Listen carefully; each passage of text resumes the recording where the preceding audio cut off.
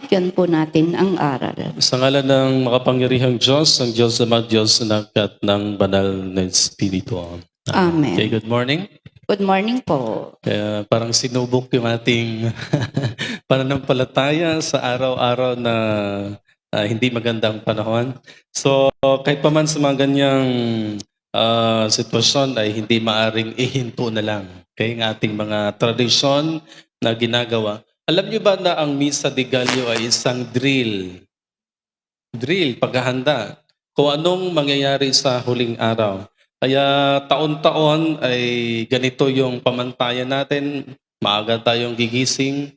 Baka sakaling darating ng Diyos. Nagising tayo, hindi yung tulog. Kasi alam niyo ba ang mangyayari sa huling araw? Na sabi nga ni Kristo, kung ikaw ay nasa bubungan, wala ka ng chance na bumaba. Okay? Kung ikaw ay nasa trabaho mo pa, wala ka ng chance na umuwi. Ang dapat gawin mo ay maging handa kung sakaling mangyari na ang huling araw. So, ang main problem natin ay hindi natin alam kung kailan. So, anong gagawin natin?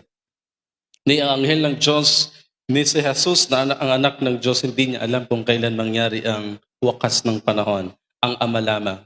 So, tayong mga Kristiyano ay nag-exercise yearly paano maging handa. So, ngayong umaga gusto kong paigtingin yung pakiramdam. Magaling ba kayo makiramdam? Magaling ba kayo makiramdam sa mga sign of time? Isa ito sa mga binanggit ni Kristo na sa Israel kasi, disyerto yon kapag ang kahoy, ang punong igos ay nagdadahon na, yun ay sign na summertime, okay? Tag-init. So, binanggit ni Kristo na maging handa kayo lagi. So, ang Diyos lang ang nakakaalam ng lahat at wala tayong idea paano mangyari bukas. Ang alam lang natin ay yung nakaraan at yung ngayon, pero yung bukas ay nananatiling lihim sa tao. Pero mga kapatid, hindi nagpabaya ang Diyos. Ang Diyos ay nagbigay lagi sa atin ng sign, okay? Para maging handa ang tao. Okay? Bago mangyari ang isang bagay, ang Diyos ay, di ba, binanggit ko na ito, for example, may bagyo. Sa Bicol ay merong sign. Nagkaroon ng pula yung langit. Okay? Minsan naman yung mga karagatan ay dumagsa yung mga maraming isda. So yun ay mga babala na may mangyayari. Okay? Kasunod doon ay isang pangyayari. So dapat ninyong maintindihan o pagtuon ng pansin ang wakas ng panahon. Kasi binanggit ito ni Propeta Daniel na hihinto ang araw. Imagine, hihinto ang sikat ng araw, maging ang buwan. At meron silang naitalang 3 years and a half na magkaroon ng disorder lahat. Baka siguro may hangin pero walang araw, so madilim. 3 years. At ang sabi pa nga nila, kung hindi paiiksiin ng anak ng Diyos ang matinding pangyayaring ito, walang makakaligtas. So kaya ngayon, yearly ay ginagawa natin yung ganitong gawain. Isang drill, paano natin paghandaan yung wakas ng panahon. So bawat isa ay may tungkulin. Kaya sa gospel natin, binanggit ni Kristo na ang bawat isa ay binigyan niya ng task. Walang dapat ikabahala ang tao, gawin mo lang yung task mo, then maging handa. Diyos na ang bahala. Diyos na ang bahala sa huling araw. So maganda po yan na ang bawat isa ay merong gampanin. Ano ba yung mga gampanin natin? Pinaka-purpose natin. Ako bilang pari, ay di mangangaral sa inyo. Yan. Pari ako eh. So ano ba ang pinaka-purpose nyo sa daigdig na ito? Yun ang dapat yung pagtuon ng pansin, gampanin. Gawin ng mabuti at maging handa lagi sa pagdating ng Panginoon. So, ang pinaka-main objective ng Misa de Gallo o Christmas celebration ay waiting for the second coming of Christ, na ang dapat ang tao ay maging handa physically and spiritually. Pag physically, ay dapat malakas ka. Sabi ni Jesus, wala ka ng chance na bumaba pa kung ikaw ay nasa nasa himpapawid kayo, nag-travel pa, wala na kayong chance na bumaba. Kung nasa trabaho kayo, wala na kayong chance na umuwi. Ang pinaka dapat mong gawin ay maging handa ka physically and spiritually. So pagdating sa spiritual, siyempre pananampalataya, paigtingin natin. Kasi yun nga, sabi ko kanina, ano bang dapat paigtingin o pasiklabin ng tao bilang paghahanda sa muling pagbabalik ni Kristo? So una, mga kapatid, yung attention natin sa wakas ng panahon. Di ba binanggit ni Kristo malapit na. Alam niyo ba yung panahon natin ay sa pamantayan ng mga propeta, nasa huling araw na tayo. Nasa huling araw na tayo. Ano ba yung calculation nila noon? Meron kasing mga period of time ang kasaysayan. Ang panahon natin ngayon ay matindi na, nasa ano na tayo mga gadget, yung ganun baga, na sabi nila sa panahon na mangyari na ito, malapit na ang pagbabalik ng anak ng Diyos. So, pangalawang dapat gawin ay mag-focus tayo sa wakas ng panahon. Wag lang mga material, kundi spiritual na paghahanda. Yung awareness natin sa sign of time, ano ba ang dapat nating tingnan? Ang tao ngayon ay namuhay sa nakaraan. Dapat pala mamuhay tayo sa ngayon at sa hinaharap. Ang tao ngayon ay ang dami nang nagpapahirap, mga pinagdaanan. So para sa atin parang mahirap nang maging masaya. Parang gano'n na. At mga kapatid, sa sign of time, ang Diyos ay isa pa ito sa mga dapat nating tingnan na sabi ni Kristo, magkaroon ng digmaan, tagutom, nangyari na ito. Mga pandemic, nangyari na rin. Mga epidemic na sa panahon natin, mga earthquake, nangyari na rin. Maglaban-laban ang, imagine, pamilya. Maglaban-laban, ipagkanulo ng anak ang kanyang ama. Ganon din ang ama sa anak. So, ito yung mga sinyalis na nag-exist, nangyari na. Ito yung mga panahon na ito. Kaya sa panahon na handa ka, ano ba ang maging effect sa isang tao kapag handa na siya? Hindi na siya materially grounded. Kayo ba'y nangihinayang pa sa kayamanan? Mga pinaghirapan? So, sa paghahanda natin, dapat spiritually. Binabanggit ko yan, spiritually motivated ang tao. Minsan nga, sabi ni Kristo, wala na kayong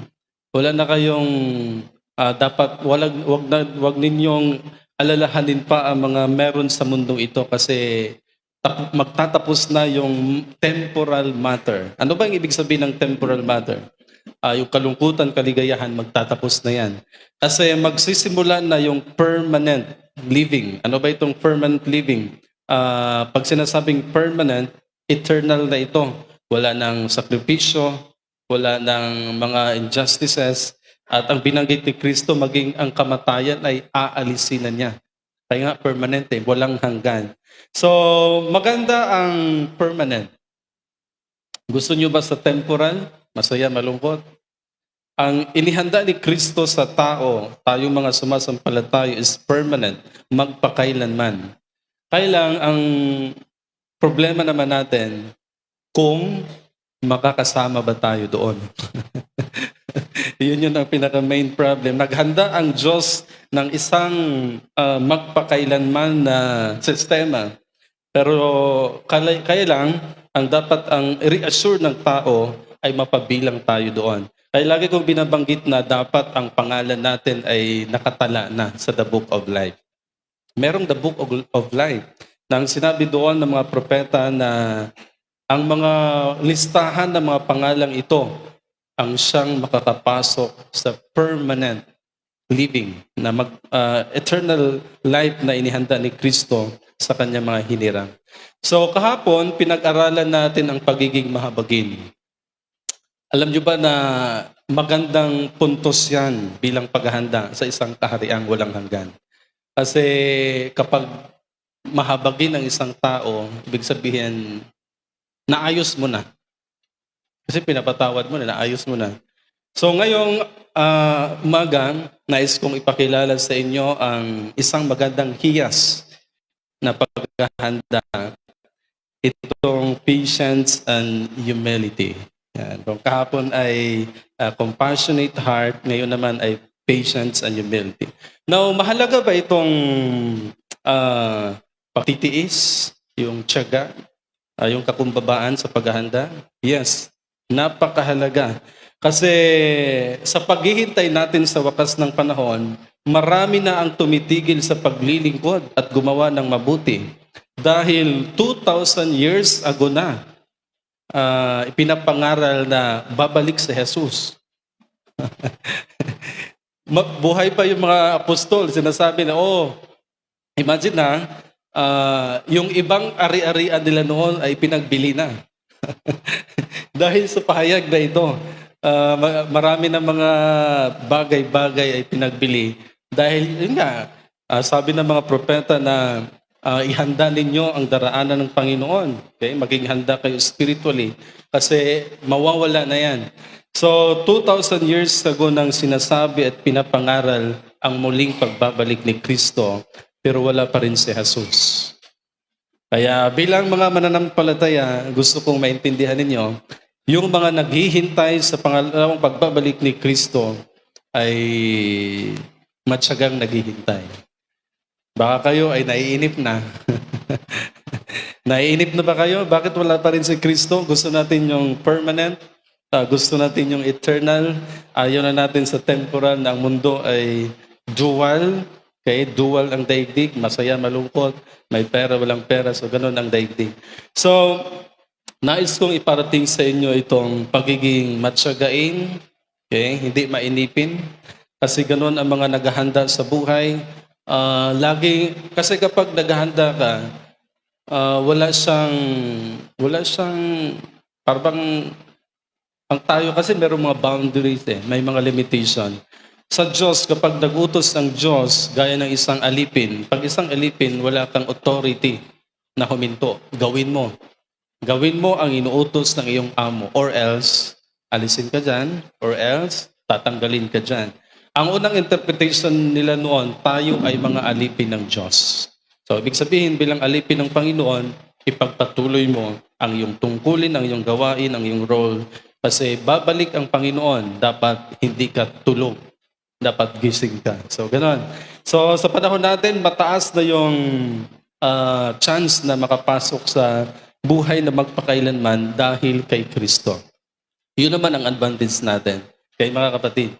So, hindi maiksi o yung pasensya sa mga taong nagpapahalaga sa hinaharap. Hindi dapat mainipin. Dapat mataas. Mahaba yung pasensya natin sa paghihintay natin sa huling araw. So dapat ang paghahanda natin ay may kaakibat na kakumbabaan, tiyaga, huwag mainipin, okay? Huwag huminto, yan. Maraming mga taong huminto na dahil parang hindi naman tunay. Okay, naniniwala ba kayo sa pahayag na ito? At binanggit sa gospel natin, mawawala ang langit at lupa, ngunit ang ating mga salita ay magpakailanman. Totoo na mangyayari at magaganap ang mga pahayag na ito. Binanggit na yan ni Kristo na mangyayari ito. Kaya huwag huminto, mga kapatid, dahil malaking advantage ito sa tao kung sakaling maganap na ang pagbabalik ni Kristo. Ulitin ko, ang pagbabalik ni Jesus ay hindi celebration. Kasi mawala ang langit at lupa. Sa kanyang pagbabalik ay magkagulo-gulo ang kapangyarihan ng kalangitan. Talagang matutunaw. At ang sabi niya, bago mangyari yon, dadalhin niya, mabubuhay lahat ng mga patay, at yung mabuhay na namadatna ni Kristo, dadalhin sa alapaap. Kapag mailigtas na lahat, yun na ang wakas ng panahon. Matutunaw ng lahat. At magsimula na itong permanent, itong eternity. Okay? So, ang good recommendation sa ating gospel bilang paghahanda ay yung masecure natin yung kasiguraduhan natin. Mga kapatid, kung mahina ang ating pag-asa o madalas yung pag-alinlangan natin sa mga aral na ito, mataas ang chance na hindi tayo mapapilang doon. Kung nag-alinlangan ka pa. Kaya nga, lagi kong sinasabi, kumbinsido na ba kayo na mayroong katapusan ang daigdig? Naintindihan niyo ba ito na mayroong wakas ng panahon? O baka kagaya ng Old Testament na ito yung daigdig? Ito ba yung daigdig o merong tunay na daigdig? Sa mga mananampalataya, ang mundong ito is preparation lamang. Nasa stage pa tayo of preparation. Hindi ito tunay. Yung daigdig na meron tayo ngayon, preparatory pa lang ito. Merong isang tunay na daigdig na inihanda ang Diyos at ito'y magpakailanman. Ang pagkakaiba lang natin sa Panginoon ay yung time. Sa Diyos kasi, kung bakit, yung iba nagsabi kung bakit na-delay ang Panginoon, kasi thousands of years of man is just only one day for God. Yun yung pagkakaiba. Isang araw sa Diyos, 1,000 na taon sa atin. 2024 tayo, 2 araw pa lang sa Diyos. Siguro, yun ang pagkakaiba kung bakit wala pa si Kristo. So, hindi natin tingnan yung calculation kung kailan mangyari. Ang babala ni Kristo ay ihanda mo ang sarili mo. So, ganun lang. Huwag mo nang alalahanin yung iba. Ihanda mo ang sarili mo, ako nang bahala sa kasunod. Yun ang pinakamagandang mensahe sa gospel natin. Kaya, dapat ngayon pa lang ay mataas na ang chance natin dahil sa Diyos. Imagine, pinatawad na tayo ni Kristo. Ang gagawin na lang natin ay maging handa, gising sa katotohanan. Baka hanggang ngayon ay hindi kayo kumbinsido itong sa usaping katapusan ng daigdig o katapusan ng panahon. Kung bakit ipinapahanda tayo ni Jesus dahil matinding kahirapan na hindi pa nangyayari kailanman ang magaganap sa huling araw. Yan. At sabi dito, kung hindi pa iksiin ng anak ng Diyos ang paghihirap, walang makakaligtas. So, pahayag po yan ng mga propeta. So ngayon, ang task natin ay maging handa lagi, be patient, be humble, huwag pabaya sa sign of time.